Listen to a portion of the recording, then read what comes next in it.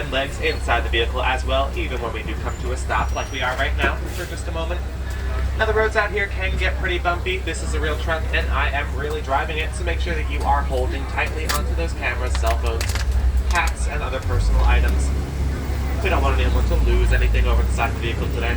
However, if you do lose something, please try to refrain from unnecessarily loud conversations. And our first stop is in the Little Ituri Forest. Animals here do like to rely on their natural camouflage to blend into their surroundings, but it looks like we're getting lucky so far. If you look out to your right, you'll see an okapi up on that hill. Many people mistake the okapi to be a relative of the zebra thanks to those beautiful striped legs, which I like to call their party pants. However, they are in fact the only known relative of the giraffe. You can tell, right? The black rhino is the smallest of the rhino species. They weigh only about 3,500. The greater kudu are the lighter colored ones without the horns. The bongos are referred to as the ghost of the forest because they're rarely seen. And when they are seen, they do like to move silently through the trees and sneak up on us. And we can tell that those for up to 8 minutes at a time down there. They like to sleep underwater too, because it's a bit cooler than up here on land. They will come up for air every 8 or so minutes in their sleep. They can swim, but they do prefer to walk or run along the bottom of the river. However, they are certainly not to be messed with up on land. We've got a whole bunch of them on our left side as well for reference. For reference, we're currently chugging along at a solid 4 miles an hour, so they would certainly beat us in a race. Up on this island here, we've got some pink-backed pelicans. We also have some up ahead waiting out of the water. The pink-backed pelicans get their name from the delicate pink color. And we've got a Hartman's mountain zebra as well. The Maasai giraffe can grow to heights of 17 feet tall, and they are well known for their prehensile tongues, which can grow up to 18 inches long. For reference, that's about the length from the tip of your pointer finger all the way up to your elbow. On the left, we have some springbok antelopes. The springbok is the smallest antelope we've got here on the reserve. They measure only about 3 feet at the shoulder. But they are the national animal of South Africa and the mascot of many sports teams there. This is due to their agile nature. Despite their small size, they can spring up to 6. Some more Maasai giraffes here on our left. The Maasai giraffes are restless creatures. They sleep only about 30 minutes a day. And that's not all at once, just a couple short naps that add up to about 30 minutes, give or take.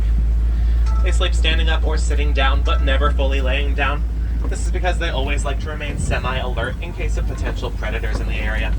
Stripes, but I can tell you that the Hartman's mountain zebra is in fact black with white stripes. We can tell that by looking at their noses, which are black. However, there are other species of zebra that have a light pink nose, which suggests that those animals are in fact white with black stripes. So, long story short, different species do come different ways, the wealthier you are.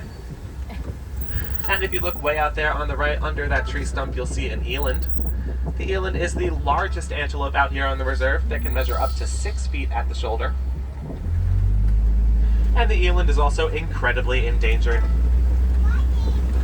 But the good thing is up to 50% of elands worldwide do live in protected areas just like this one. So we are very intent on keeping them around as a species. Here on the left. As you can tell, the Maasai giraffes are very observant. The second they see a truck here, they'll stop what they're doing and check us out. Deixa eu filmar. Alone. Turns out that the males are a bit more solitary and introverted than their more social and outgoing female counterparts. Hard to miss these mandrills over to the left. The mandrills are the largest of the monkey species. They can grow up to 100 pounds. And the male, as you can see, can easily be identified by the blue and red coloring that appears on his nose. The females do have that coloring as well, but not as pronounced as on the males.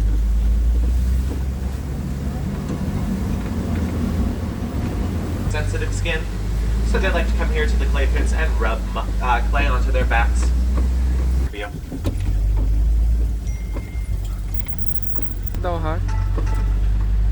The African elephants are aptly named because, believe it or not, those ears are roughly shaped similarly to the continent of Africa, even though it's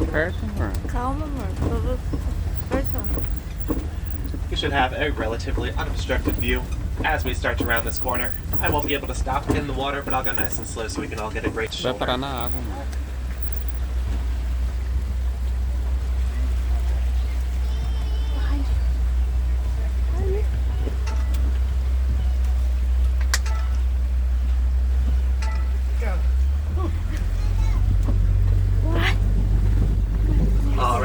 those here on our left.